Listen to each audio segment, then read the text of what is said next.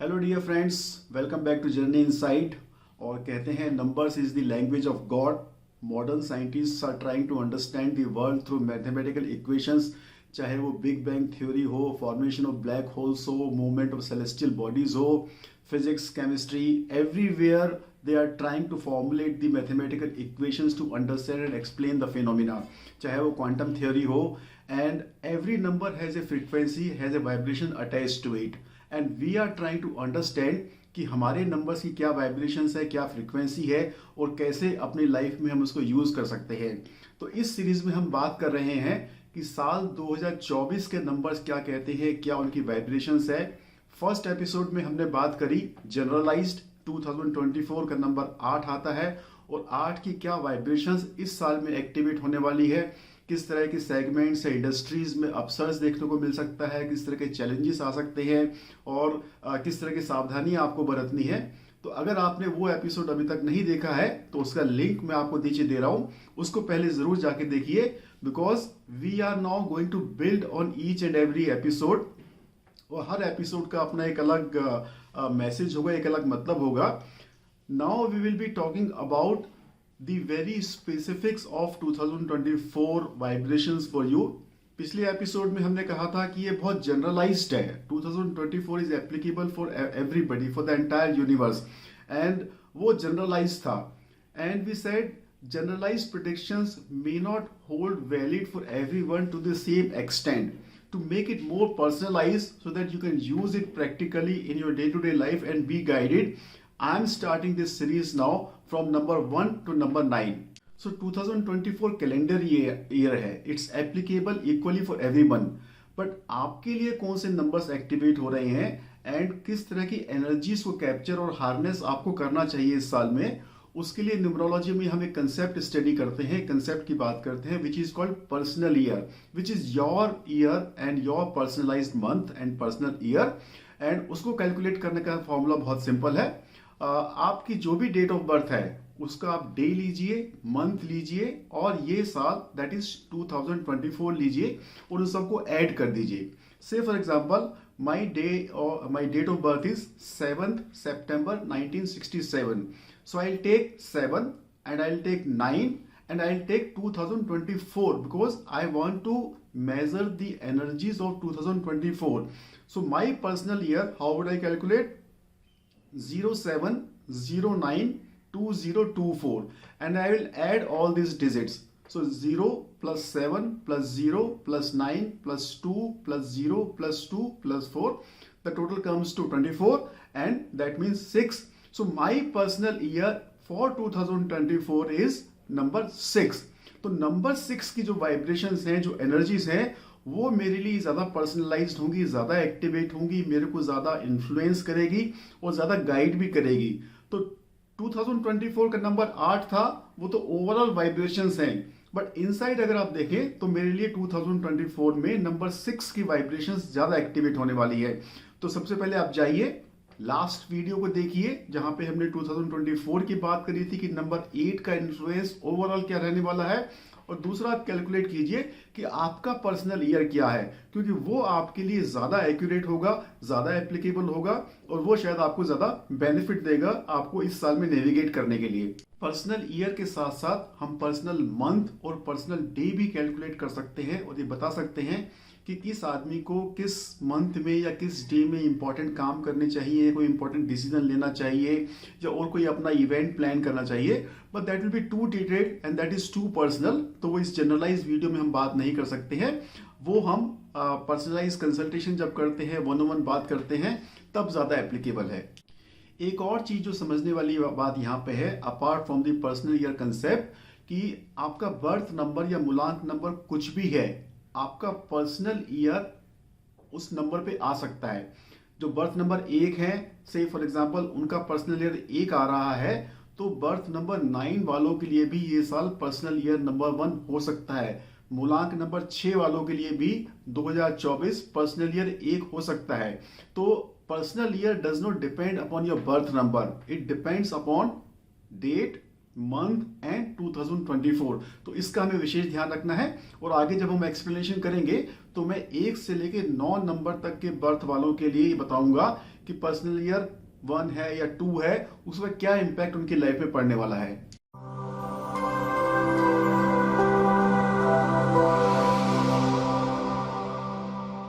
Hello dear friends, मैं राजीव, आपका personal consultant, और मैं आपकी हेल्प करता हूं आपके लाइफ के पर्सनल चैलेंजेस को सॉल्व करने में। चाहे वो मनी रिलेटेड हो, जॉब, करियर, फाइनेंस से ओरिएंटेड हो, या रिलेशनशिप और हेल्थ इश्यूज हो, या किसी और तरह के चैलेंजेस अगर आप फेस कर रहे हैं जो आपको लाइफ में आगे नहीं बढ़ने दे रहे हैं, अपना पोटेंशियल रियलाइज नहीं करने दे रहे हैं, और आपको लगता है कि कहीं ना कहीं आप स्टक हैं, तो मैं यूज करता हूं scientific and logical principles of numerology, graphology and wrist watch therapy. तो आज के एपिसोड में हम बात करेंगे पर्सनल ईयर 6 के बारे में, और नंबर 6 रिप्रेजेंट करता है वीनस यानी शुक्र, और ये जो हमारा युग है आज की तारीख में, ये शुक्र प्रधान युग है। और वीनस रिप्रेजेंट करता है किसी भी तरह के मटेरियलिस्टिक अचीवमेंट्स को, और इस युग में हम देख रहे हैं कि लोग भौतिक सुख सुविधाओं की तरफ में ज़्यादा आकर्षित हैं, उनमें ज़्यादा तरक्की करना चाहते हैं। तो ये साल आपको इन सब चीज़ों की तरफ बहुत ज़्यादा सपोर्ट करने वाला है।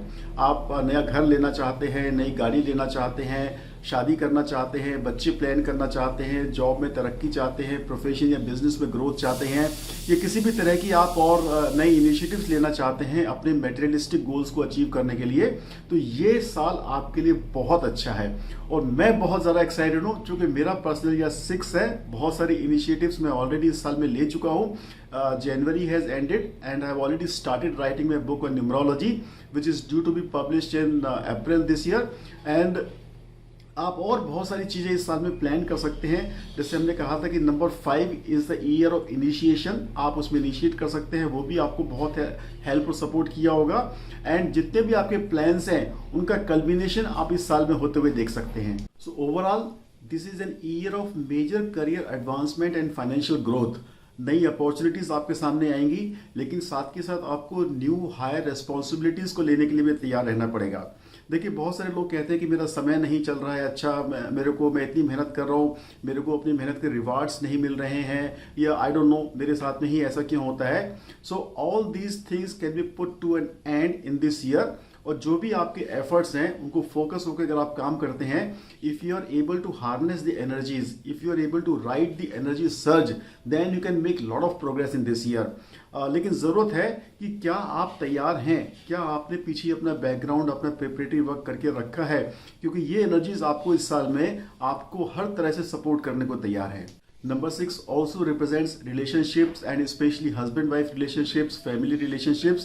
So ये भी इस साल हाईलाइटेड होने वाले हैं, और इस वक्त आपको इन फैमिली रिलेशनशिप्स की, हस्बैंड वाइफ रिलेशनशिप्स को भी ज़्यादा ध्यान देने की ज़रूरत है। Domestic issues can also be highlighted. So the key months in this year are May, June, September, October and November. मई में आपको काफ़ी सारी अपॉर्चुनिटीज आ सकती हैं, लेकिन साथ के साथ में थोड़ा सा इमोशनल स्ट्रेस भी आपको मिल सकता है, और उसको मैनेज करने के लिए आपको तैयार रहना है। पर जून आते आते आपको काफ़ी अच्छे ब्रेक थ्रूज मिलने की संभावना है, और आपको इमोशनल अप्स एंड डाउन से, स्ट्रेस से भी रिलीफ मिलेगा। September is the month of major advancements, और अक्टूबर में हो सकता है आप अपना सेल्फ रिफ्लेक्शन करें, कुछ रीएडजस्टमेंट्स अपने प्लान में करें या अपनी लाइफ में करें, तो कुछ चेंजेस आपको हो सकता है करने पड़े। बट दिसंबर आते आते you will have a sense of fulfilment and achievement. तो 1 से लेकर 9 मूलांक वाले लोगों के लिए साल कैसे रहने वाला है, एक्सेप्ट नंबर 3। जैसे हमने 3 पर्सनल ईयर की वीडियो में बताया था कि 3 और 6 आपस में एंटी नंबर्स हैं, तो सिर्फ जिन लोगों का मूलांक या बर्थ नंबर 3 है उनको इस साल सावधान रहने की ज़रूरत है, क्योंकि ये उनका सॉर्ट ऑफ एंटी पीरियड है। तो जैसे हम हमेशा बताते हैं कि किसी तरह की अड़चन आ सकती हैं, ऑब्स्टिकल्स आ सकते हैं, या कुछ इंजरीज, हॉस्पिटलाइजेशन हो सकता है, या इस तरह की कुछ प्रॉब्लम्स उनको आ सकती हैं, तो उन्हें विशेष सावधानी बरतने की ज़रूरत है। इसके अलावा बाकी जितने भी बर्थ नंबर्स हैं उनके लिए साल बहुत अच्छा है, जिसे हम पंजाबी में कहते हैं बल्ले बल्ले वाला साल है। तो इस साल को आप ज़रूर कैपिटलाइज कीजिए। तो कैसे आप नेविगेट करेंगे इस साल में, 2024 फॉर यू की फर्स्ट एपिसोड में हमने बात करी थी कैलेंडर ईयर 2024 की, जिसका टोटल आता है 8 यानी सैटर्न।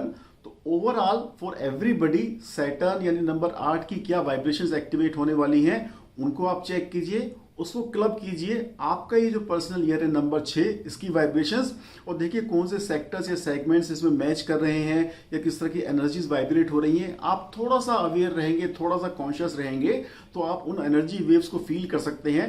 इनफैक्ट जो लोग मेडिटेशन करते हैं या किसी तरह की साधना करते हैं, they become very sensitive to these subtle energy changes, and they are the kind of people who are able to harness these energies and make best use of it. So I'll sure कि आप इन दोनों को club करके अपना थोड़ा सा ध्यान रखेंगे एंड इस साल का बहुत ही बेहतरीन यूज आप कर पाएंगे। So friends, this was number 6 for you, personal year number 6, and this year is full of promises, full of opportunities, full of various other doors that might open for you, and I would love and I would wish कि आप इन opportunities को पूरा उपयोग करें, अपने आप को तैयार रखें, मेहनत करने के लिए तैयार रहें, और जितने भी आपके सपने हैं इस साल में उनको ज़रूर पूरा करें। सो मैं आपसे मिलूंगा अगले एपिसोड में, लेकिन तब तक आप चैनल को सब्सक्राइब करते रहिए, लाइक करते रहिए, शेयर करते रहिए, और बेल आइकॉन जरूर प्रेस कीजिए ताकि अगली हर इंफॉर्मेशन आपके पास में सबसे पहले पहुंचे। So I will see you next time. Bye bye.